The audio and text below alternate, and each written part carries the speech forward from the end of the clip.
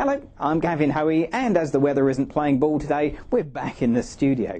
So today I'm going to do some smoke photography, which is one of my favourite things to photograph here in the studio. I've been doing it for a few years, and by trial and error I've kind of come up with a system that works really well. So I'm going to show you how it's done. Okay, let's start with this thing right here. This is a little table lamp.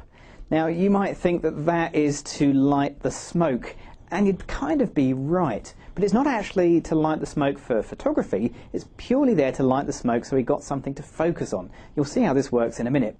The actual smoke itself, well, that's coming from this little thing. This is a little incense stick that you can pick up pretty much anywhere and costs next to nothing, and that's a good source of smoke. To light the smoke itself, the actual photography part of things, I'm actually using a standard flash gun, this one right here. Now, I'm going to trigger that remotely using a little wireless remote trigger. Now, you don't have to, you can use a cabled trigger, but the most important thing is that your light source, your flash gun, is placed to the side of your incense stick. You don't want to light this by lighting it directly from the camera, because it's going to give you all sorts of problems with light hitting the background. In fact, to ensure that no light hits the background whatsoever, I've actually made these tiny little bits of card. It uses a high-tech system. It's a rubber band, so I'm just going to fit the rubber band over my flash gun like that, and then slide these little tiny bits of card underneath like that, and it acts pretty much like a barn door.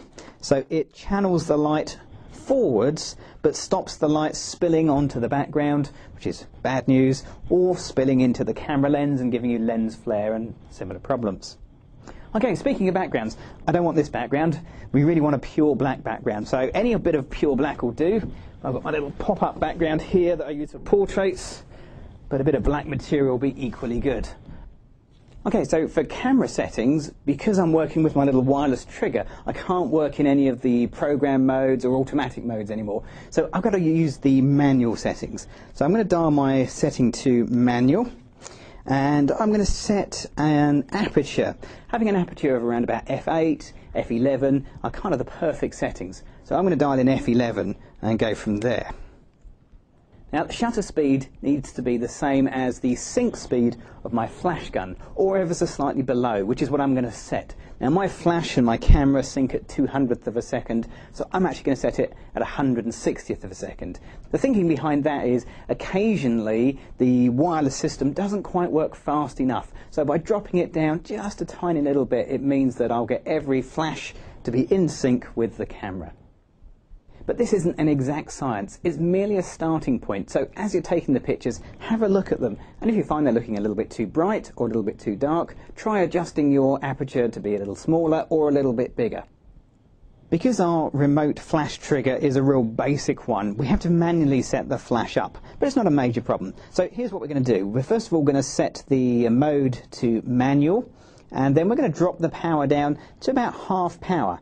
Now, it doesn't need to be on half power necessarily, but what I find is on half power it recycles the flash much faster, so you can keep taking more pictures quickly. I'm also going to change the zoom setting as well. Again, I'm trying to focus the beam of light. That's why we've got these black cards on it. I'm also going to set this up so it has a smaller zoom as well. So again, it should help to stop the light spilling onto the background or down into the lens. Okay, that's the theory. Let's get started with some pictures.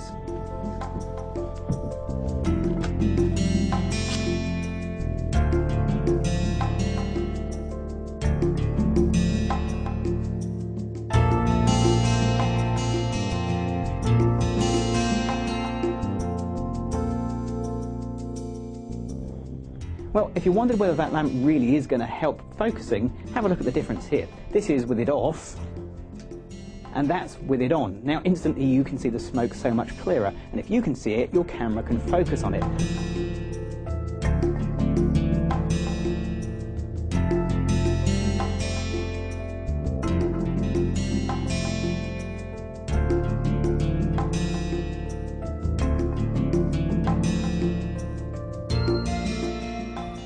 Now, even with that light illuminating the smoke, don't expect your camera to pick up focus every single time. It's just not that good. But nonetheless, you should find it helps to focus more or less all the time.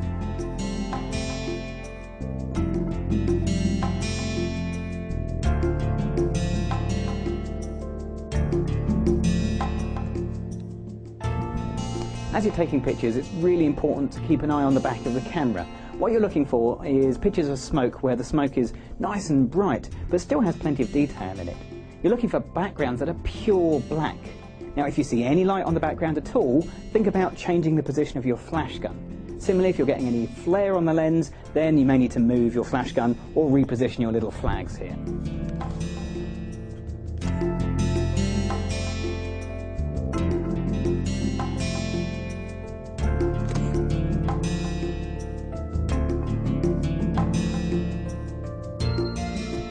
Now, from time to time, your column of smoke will go really boring, a bit like this.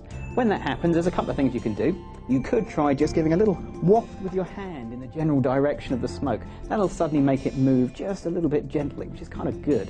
If you're looking for a really dramatic effect, try giving a little blow.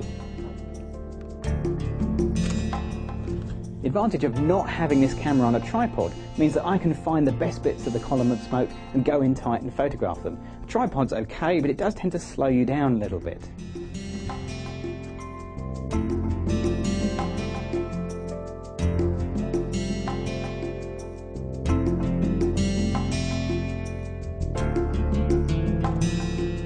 Quite often the nicest bit of the smoke is the close-up detail, but once you've done that, you may find the more interesting shots are actually the wide ones, particularly if you include the tip of the incense stick.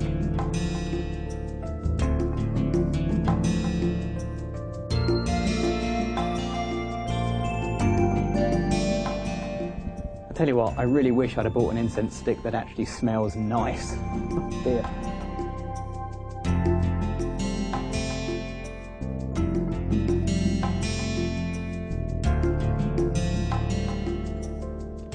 Okay, so there we go. I've taken a load of pictures. There's bound to be some good ones in there. There certainly look to be some good ones on the back of the screen. So let's get into Photoshop and see what we can do with them.